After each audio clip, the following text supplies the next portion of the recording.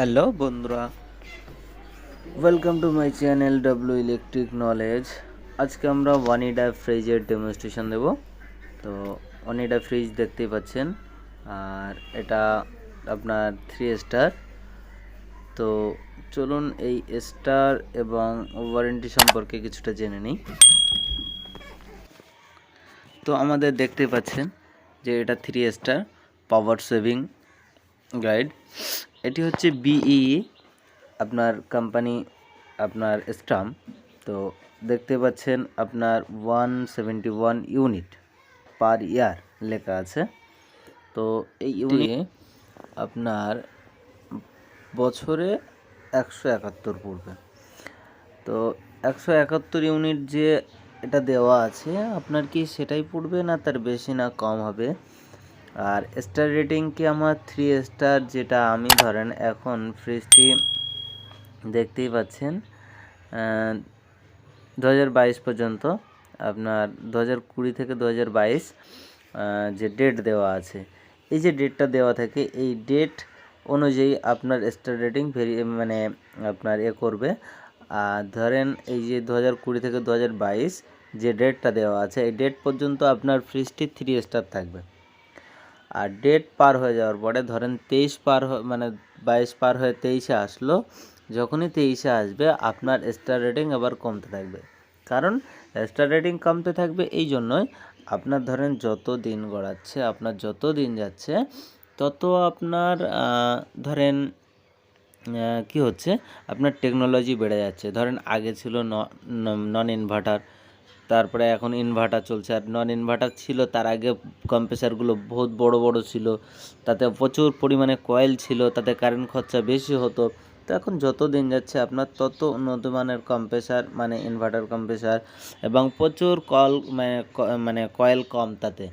তো আপনারা চাইলে তার ভিডিও আমি একটা দিয়ে দেবো, কম্প্রেসারের কতটা কয়েল থাকে, ইনভার্টার কম্প্রেসার কীভাবে কাজ করে, সেই ভিডিওটাও আমরা দিয়ে দেবো। তো যাই হোক, যেটা বলছিলাম, তো এক্ষেত্রে কি হয় আপনার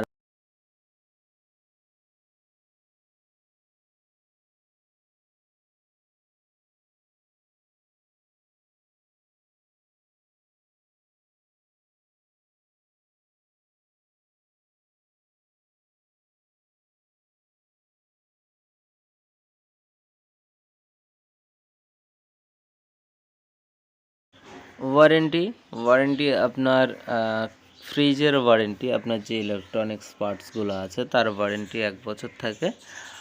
আর আপনার কম্প্রেসারের ওয়ারেন্টি 10 ইয়ার। তো কম্প্রেসার যদি মানে 10 বছরের ভিতরে খারাপ হয়, তো আপনি সেটা ফ্রি অফ কস্ট পেয়ে যাবেন। তো চলুন এবারে ভিতরের দিকে যাই। আমরা ফ্রিজটি খুললাম, খুলে আপনারা দেখতে পাচ্ছেন আপনার প্রথমে হচ্ছে এটা ডিপ ফ্রিজের ডোর, এটা ডিপ। আর আপনার এই ডিপের ভিতরে আপনি কাঁচা মাছ, মাংস, এই ধরনের জিনিস আপনি রাখতে পারেন। তাছাড়া আইসক্রিম। আর যে ট্রেটা দেখতে পাচ্ছেন, এই ট্রেটি হলো আপনার আইস কিউব ট্রে। তো আপনি চাইলে এখানে পানি দিয়ে আপনি আইস বানিয়ে নিতে পারেন। আর তারপরে আপনারা, এটা হচ্ছে আপনার চিলার ট্রে। চিলার ট্রেতে আপনি কি রাখতে পারেন, আপনি বাটার, মিল্ক, এই ধরনের জিনিস আপনি রাখতে পারেন। আর এই সেলফগুলোতে আপনি আপনার মতো রাখতে পারেন। এটা হচ্ছে ভেজ বক্স। ভেজ বক্সে আপনি সবজি রাখতে পারেন। আর সবজি ভালো রাখার উপায়, আপনার সবজি রাখলে আপনি কি করবেন, সেটি একটি প্লাস্টিকের ভিতরে দিয়ে তারপরে আপনি রাখবেন। এটা হচ্ছে আপনার যে চিলার ট্রে, মানে আইস গলে যেটা বেরিয়ে যায়, যে জলটা, যে পানিটা, সেই পানির লাইন। আর এটি হচ্ছে আপনার লাইট সুইচ।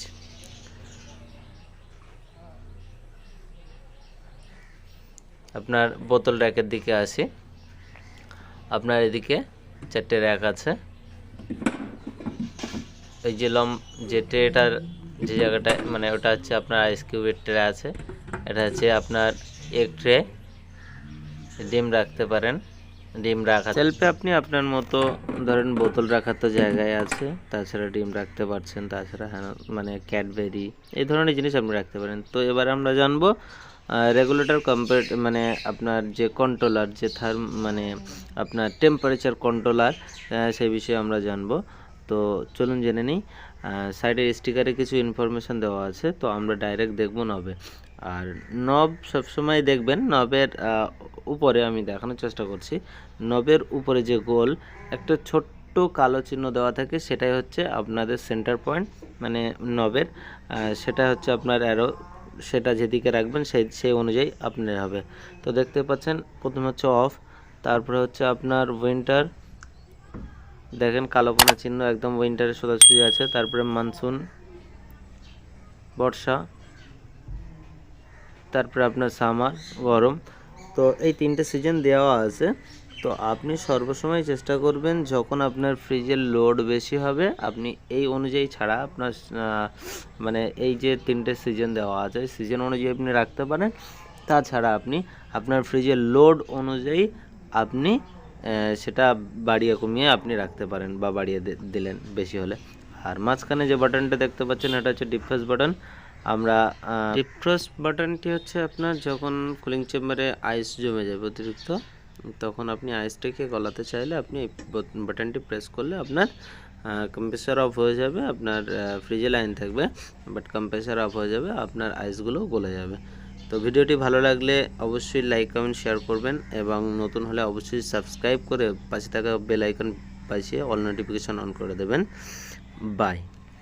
ধরনের গুরুত্বপূর্ণ ভিডিও পেতে চ্যানেলটি সাবস্ক্রাইব করে নিন এবং পাশে থাকা বেল বাজিয়ে অল নোটিফিকেশন অন করে দিন, যাতে করে পরবর্তী ভিডিও আপলোড করলে আপনার কাছে সবার আগে পৌঁছে যায়।